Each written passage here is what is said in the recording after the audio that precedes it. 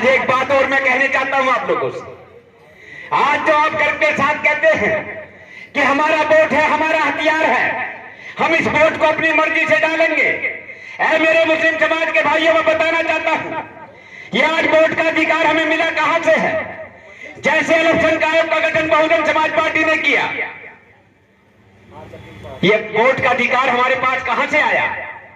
ये वोट का अधिकार हमारे पास वहां से आया जब देश में अंग्रेजों का राज था और देश में क्रांति आई हुई थी, तो लोग, क्रांतिकारी लोग लड़ाई लड़ रहे थे, अंग्रेजों हमारा देश खाली करो और हमारे देश को आजाद करो।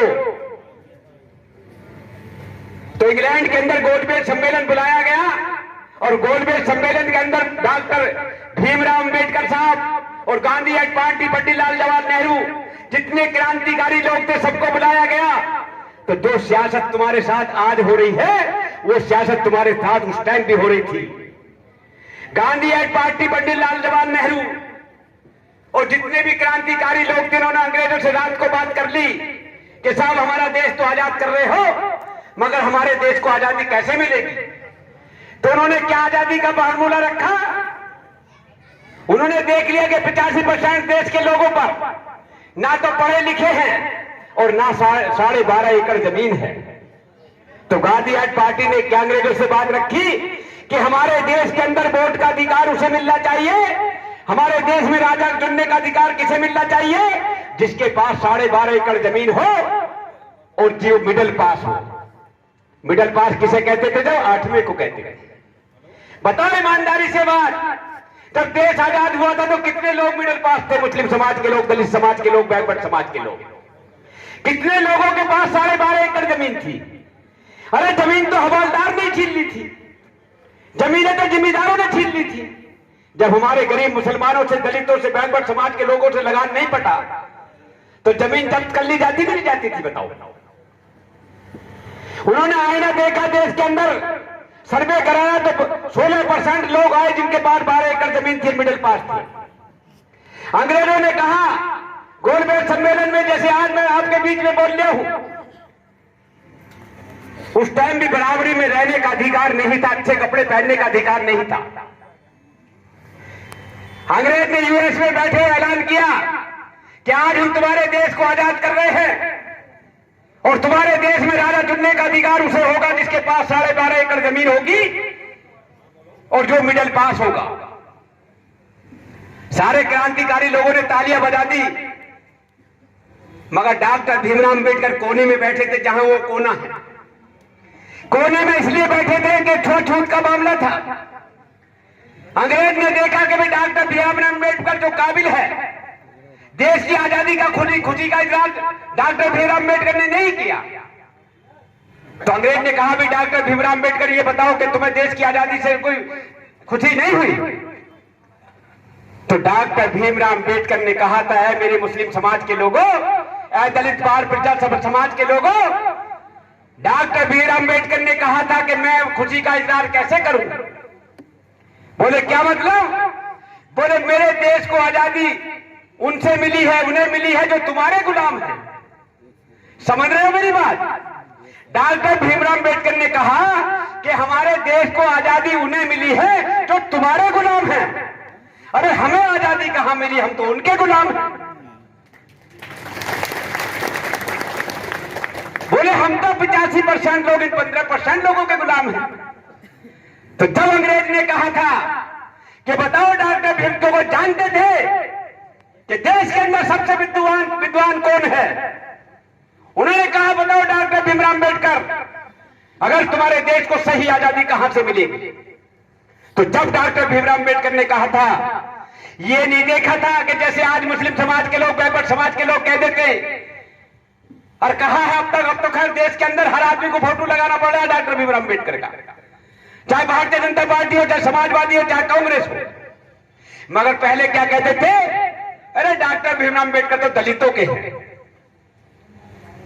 मगर उस टाइम डॉक्टर भीमराव अंबेडकर ने कहा था, चाहे दलित हो, चाहे मुस्लिम हो, चाहे बैकवर्ड हो, चाहे बाल पिज्जापत सैनिक, चाहे अपर कास्ट गरीब तबके के लोग हो, मेरे देश के अंदर मेरी बेटा बहन और मेरे भाई की जिसकी उम्र 21 साल हो जाए उसे वोट का अधिकार मिलना चाहिए जब मेरा देश आजाद होगा। यहां से मिली है आजादी आप लोगों को, यहां से मिला है वोट का हथियार आपको। आपने कभी सोचा हमारे नबी करीम सल्लल्लाहु अलैहि वसल्लम ने क्या फरमाया है कि अगर आप कहीं सफर पर जा रहे हो और कोई भी व्यक्ति आप पर कोई एहसान कर दे, रास्ता बता दे, दिशा दिखा दे, मदद कर दे, और कभी दरवाजे के आगे को निकले और तुम अगर उसे पहचान लो तो अपनी बैठक पर अपने घर में एक गिलास पानी पिला देना, मैं समझूंगा आपने उसका एहसान उतारने का काम किया। हमने क्या डॉक्टर भीमराव अम्बेडकर का एहसान उतारने का काम किया? हमने कभी सोचा है कि किसने हमें वोट का अधिकार दिया था? हमने कभी सोचा था कि किसने हमें अल्पसंख्यक आयोग के कानून बनाने का अधिकार दिया था?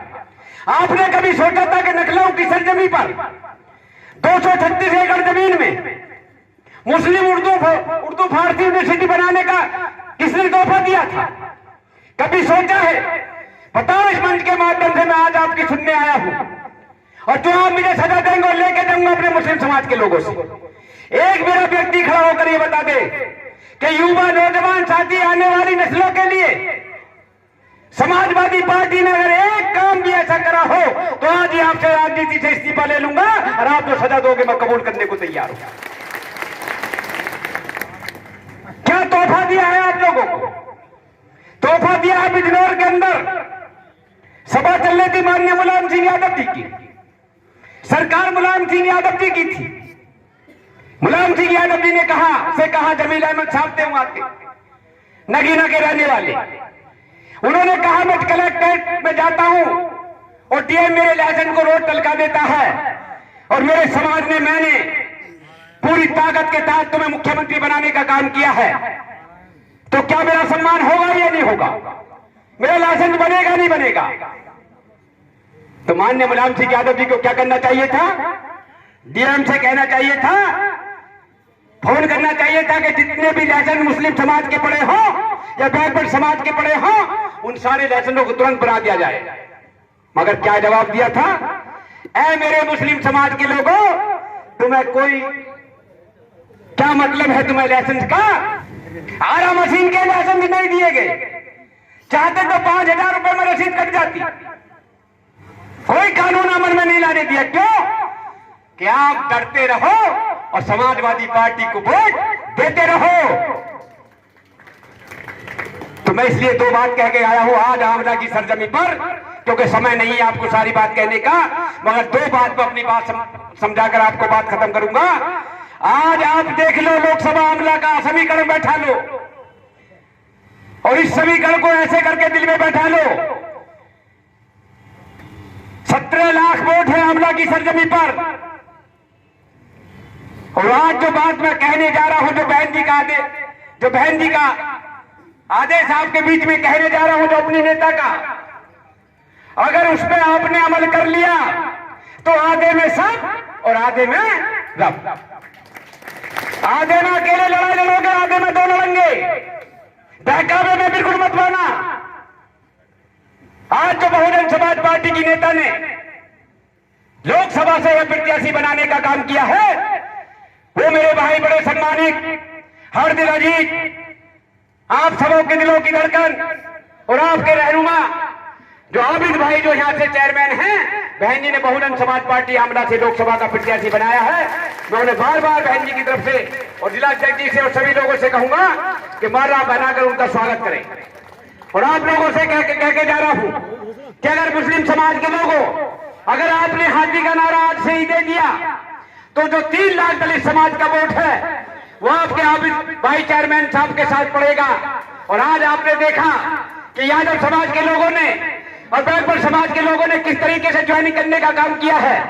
इस तरीके से आप 10 लाख वोटों पे चुनाव लड़ रहे हो और आपका एमपी बनकर जाएगा। इसी के साथ मैं अपनी बात खत्म करता हूं। सभी को अस्सलाम वालेकुम, सभी को नमस्कार।